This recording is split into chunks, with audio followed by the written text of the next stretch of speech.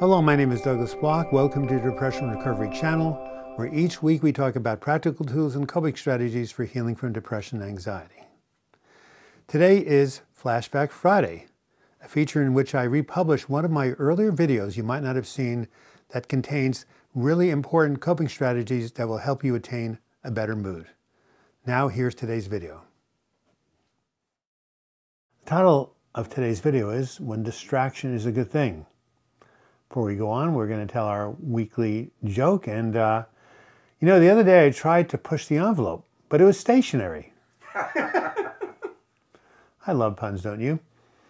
So today is these are all made on the same day, even though they come out sequentially. This is the third video in which I talk about various things I've learned from my recent hip replacement surgery, which my chiropractor said would be a slam dunk, but it's been much more difficult than I thought it would be. I mentioned in early videos about the pain and also the exhaustion, and then how I fell on my hip 11 days after the surgery, straining a tendon, a muscle called the iliopsoas, and further setting back my recovery. So it has been really a set of unexpected challenges. In addition to that, on September 10th, my beloved cat Bruce died. He wasn't looking very good, but unbeknownst to us, he had cancer, heart disease, and kidney failure, and cats are really good at hiding their symptoms. So by the time we found out, it was really too late. So fortunately, he had a very compassionate death at Dove Lewis Hospital.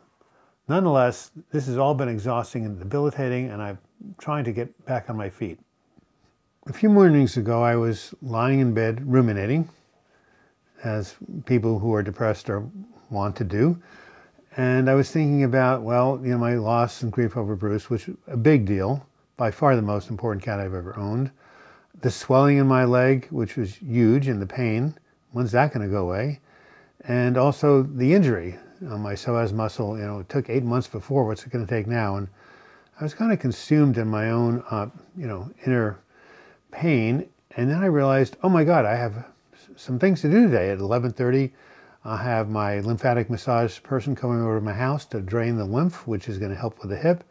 1:30, I go to the chiropractor to help adjust the SI joint where I fell. And then 4 o'clock, I'm working with my collaborator on this new idea of turning my suicidal prevention website into an audiobook.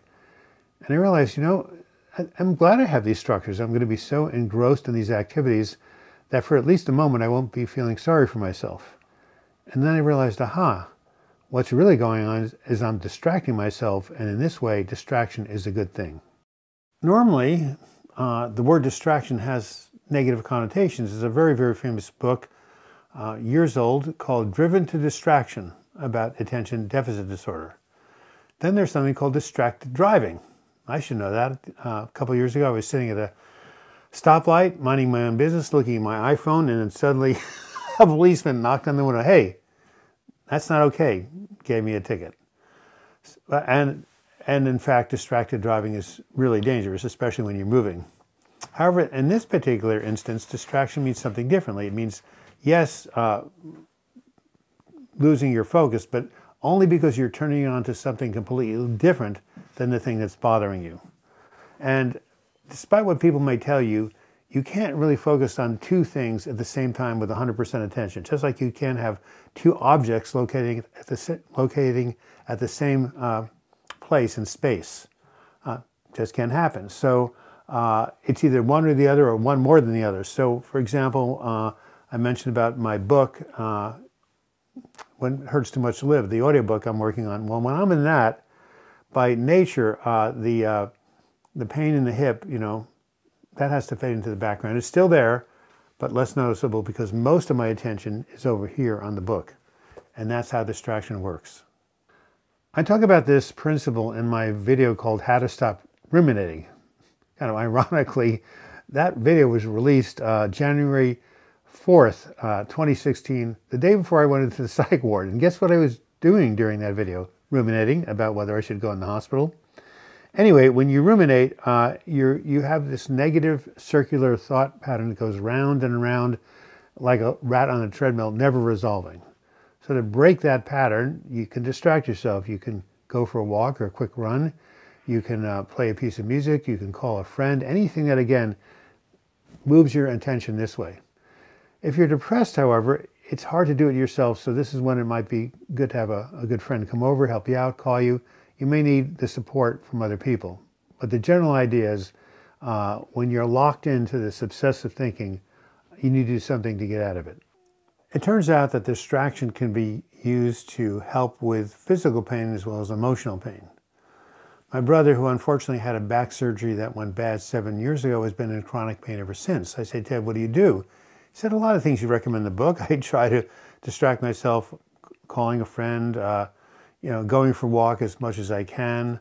And what I really like to do is I like to watch a really good series on Netflix or Amazon Prime. We just had The Enemy, and my God, amazing stuff out there. Speaking of Netflix, however, the show or the limited series that won Best Limited Series was The Queen's Gambit, a phenomenal presentation, a 7-part series about a young girl who in an orphanage learns how to play chess, becomes a prodigy, and then wins the world championship. Now, what makes this so compelling for me personally is that I'm an avid chess player, and so is my friend Stuart. In fact, we met 58 years ago, and we became friends 58 years ago.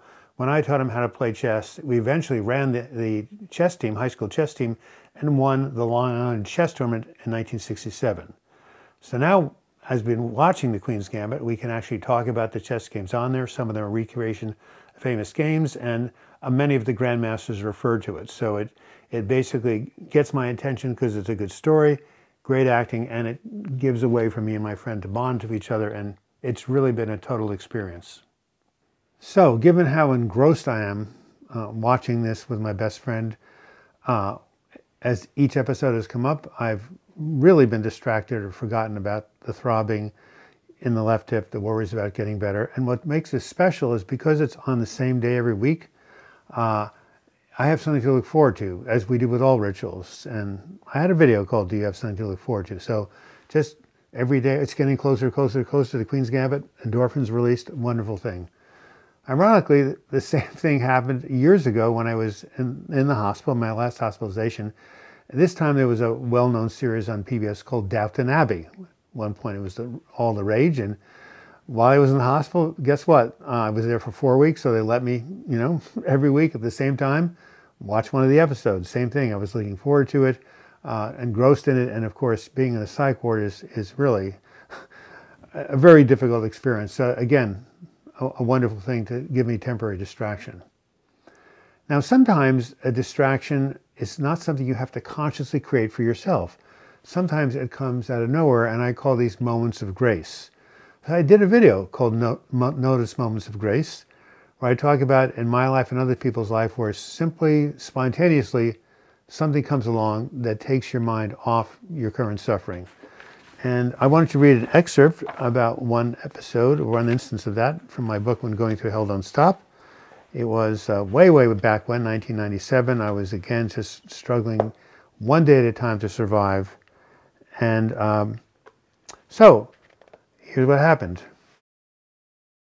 In one instance, in the midst of winter, Portland was unexpectedly blessed with a sunny day. As I beheld with awe and wonder the magnificent pinks and red hues of the sunset, I recalled the words of poet Robert Browning, "God's in his heaven, all's right with the world."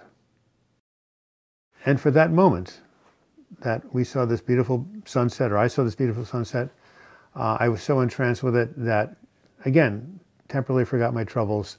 Something just happened to me, nothing I had to create. And I've interviewed people who've been in bad depressive episodes, and sure enough, when they look back, there have been those little moments of grace that come where distraction comes unasked for, but is a welcome relief.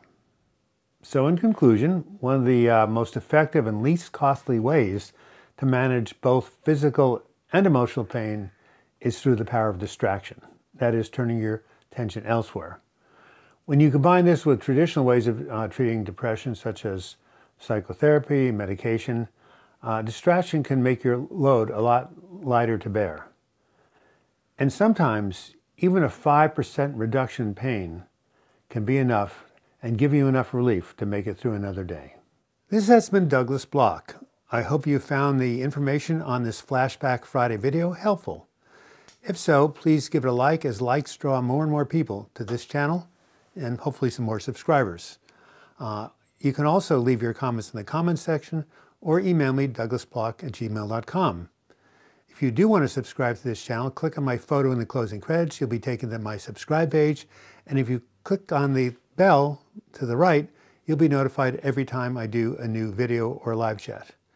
And if you want to contribute to this channel and become a patron, simply click on the Patreon image. You'll be taken to my crowdfunding site.